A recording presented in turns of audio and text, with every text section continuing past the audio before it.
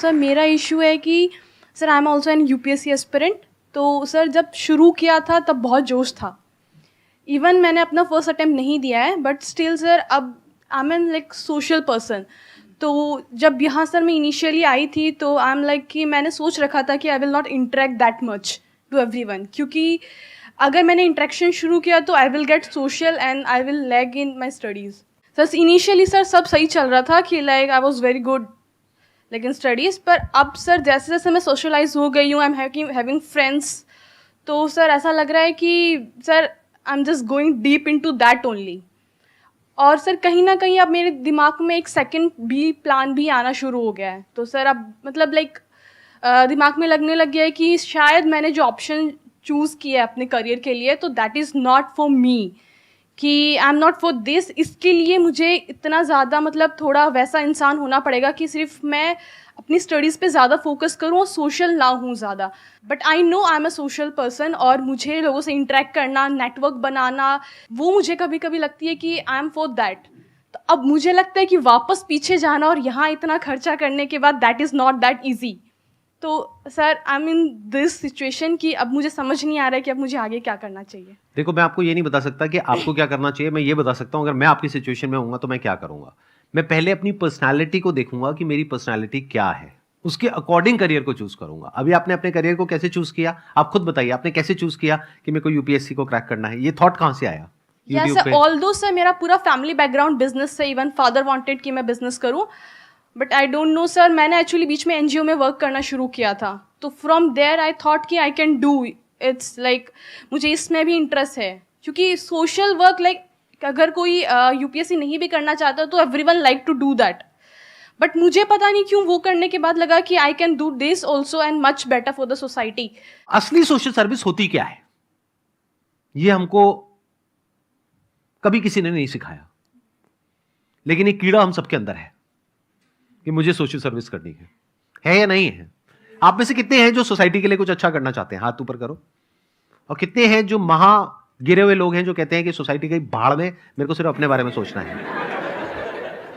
कोई नहीं है। तो सब अंदर से क्या बनना चाहते हैं? सोसाइटी के लिए कुछ अच्छा करना चाहते हैं। ये कीड़ा हम सबके अंदर है, बाय डिफॉल्ट ऐसा ही हमको सिखाया भी गया है मॉरल साइंस की बुक्स में कि सबके लिए अच्छा करो, ये करो, वो करो। बट एक्चुअल में सोशल सर्विस होती क्या है ये कभी हम पूछते ही नहीं है, समझते ही नहीं है। ध्यान से सुन लेना इस बात को, अगर समझ गए तो आपकी लाइफ की एक बहुत बड़ी प्रॉब्लम सॉल्व हो जाएगी। बहुत बड़ी मतलब बहुत बड़ी।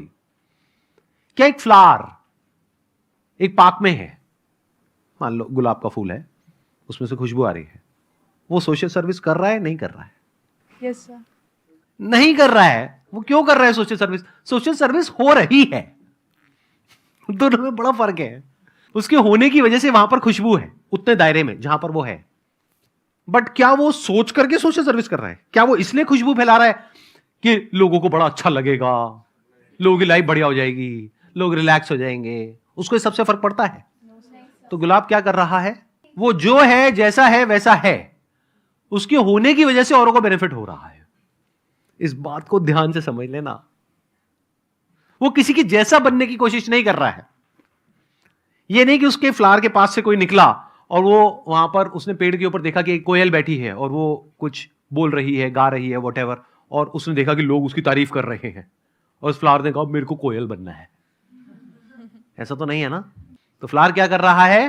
बस वो जो कर वो कुछ भी नहीं कर रहा है। वो जैसा है सो है।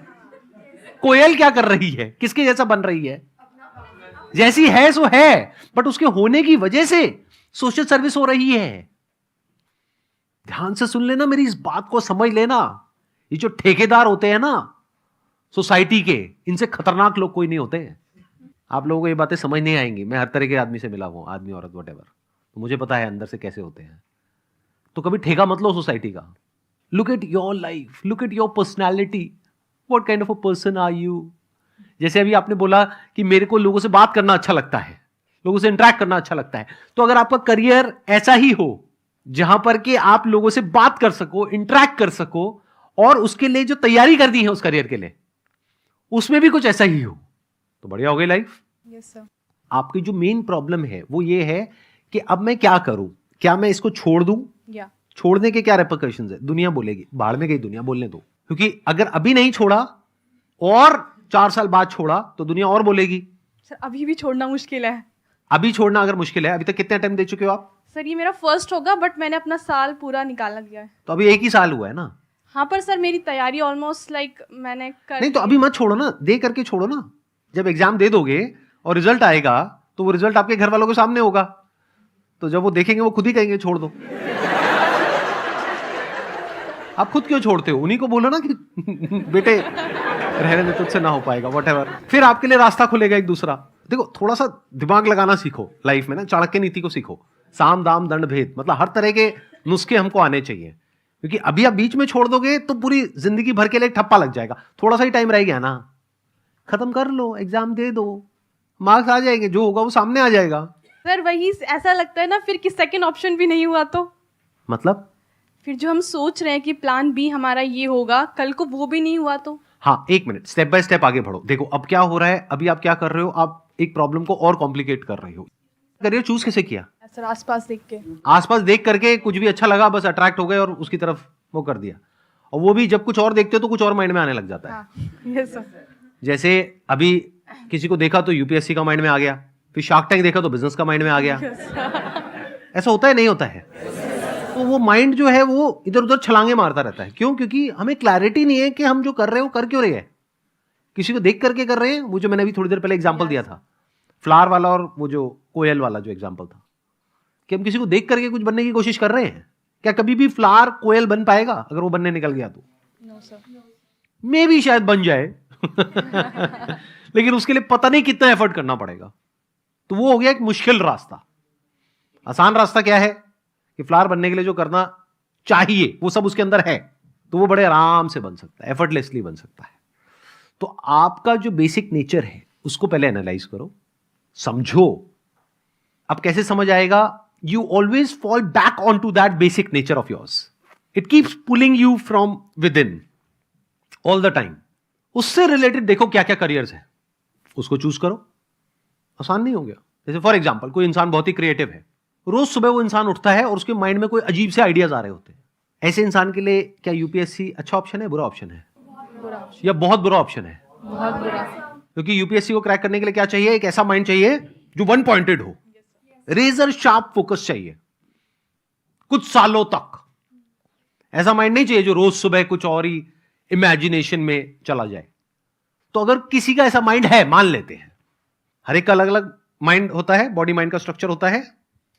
मान लेते हैं किसी का ऐसा माइंड है जो बहुत ही क्रिएटिव है और वो काम ऐसा कर रहा है जो बिल्कुल ही नॉन क्रिएटिव है, जहां पे क्रिएशन का, आर्ट का, डिजाइन का कोई नामो निशान नहीं है। तो क्या वो कभी भी सक्सेसफुल हो पाएगा? और सोचो अगर वो क्रिएटिविटी से रिलेटेड, आर्ट से रिलेटेड, डिजाइन से रिलेटेड कितनी सारी चीजें हैं, उससे रिलेटेड कुछ करे तो कितना आगे जा सकता है, जा सकती है। बस प्रॉब्लम क्या है, यहां पे हम लोगों का दिमाग बंद है, हमारा और हमारे घर वालों का। हमें क्या लगता है यही बस 2-4 करियर ऑप्शन है, इसके बाहर तो सब मरे पड़े हैं, सब भूखे मर रहे हैं और कहीं बाहर कुछ है ही नहीं। ये बहुत ही बेवकूफों वाली अप्रोच है। This is the height of foolishness. ये एक बंद दिमाग की निशानी है और उसको लगता है कि दुनिया वैसी ही है जैसी कि मुझे लगती है, एक कुएं के मेंढक की तरह। बट जिस इंसान ने पूरी दुनिया को देखा है, एक्चुअल में उसको करियर काउंसलिंग करनी चाहिए, ना कि उसके मां बाप को। मैं इसको और थोड़ा सिंपल करता हूं, अपने स्टैंड पॉइंट से कुछ बताता हूं आपको, एक्सपीरियंस शेयर करता हूं। एक पॉइंट पे मेरी भी एक तरीके से करियर काउंसलिंग हुई। उसको आप करियर काउंसलिंग भी बोल सकते हो, उसको कंसल्टेंसी भी बोल सकते हो, उसको गाइडेंस भी बोल सकते हो। अब वो गाइडेंस मुझे किसने दी?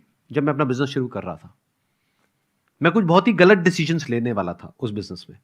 मैं सोच रहा था इसको 1 साल बाद करेंगे, 2 साल बाद करेंगे। तब कोई आए और उन्होंने आकर के मुझे बोला कि नहीं नहीं, you should ideally launch it now.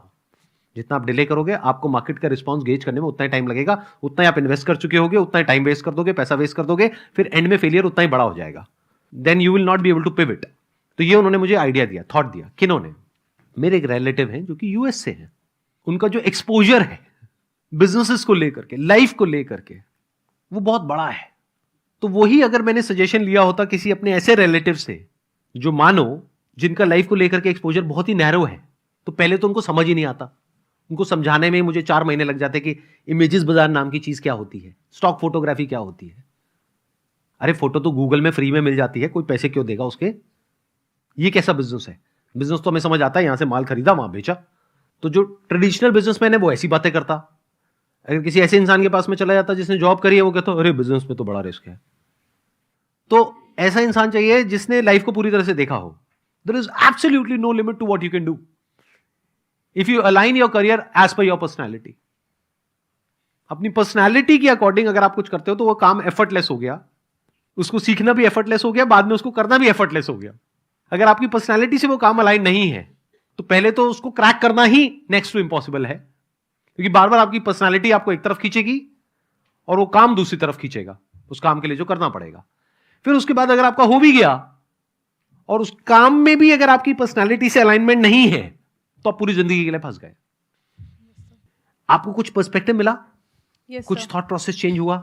Sir मुझे लगता है कि मुझे अपनी पर्सनैलिटी के अकॉर्डिंग मतलब अपना फ्यूचर डिसाइड करना चाहिए, और अभी जिस सिचुएशन में हूँ तो I should give this next attempt with all my efforts. फिर भी नहीं होता है तो I will go with my personality. और उससे रिलेटेड क्या क्या ऑप्शंस अवेलेबल हैं? सर एक आपकी तरह।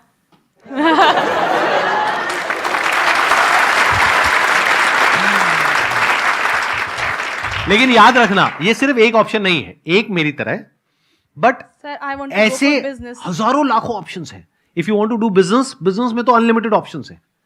बट अगर बिजनेस नहीं भी करते, even if you are doing a job, then also there are multiple options which are there, which are connected to your personality. बस ये याद रखना हमेशा लाइफ में।